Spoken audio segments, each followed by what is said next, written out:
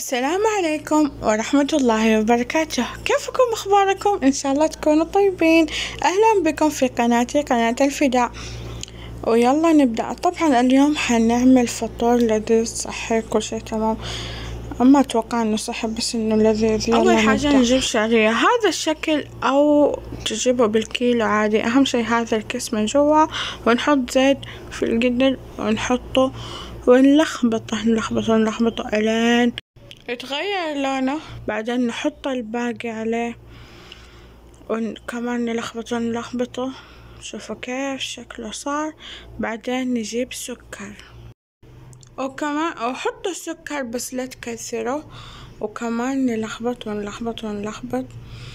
وهنا جبت سناك اكله عبال ما اخلص طبخي، مع انه ما ياخد وقت بس يلا. ونحط موية، لا تحطوا موية كثيرة عشان لا يتعجن.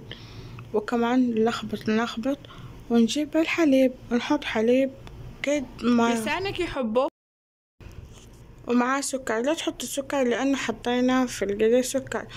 ونكمل الموز ونخلي الحليب يفور، وكمان نلخبط الحليب. وبعدين شوفوا كيف هذا انطبخ، شوفوا كيف شكله صراحة مرة شهي ولذيذ. ونلخبطه شوية عشان نتأكد استوى اللي فوق واللي تحت، كل شي تمام. بعدين نشيله نحطه في الصحن. ولا تنسوا تشتركوا في القناة والإعجاب وكومنت لطيف زيكم يسعدني. وشكرا.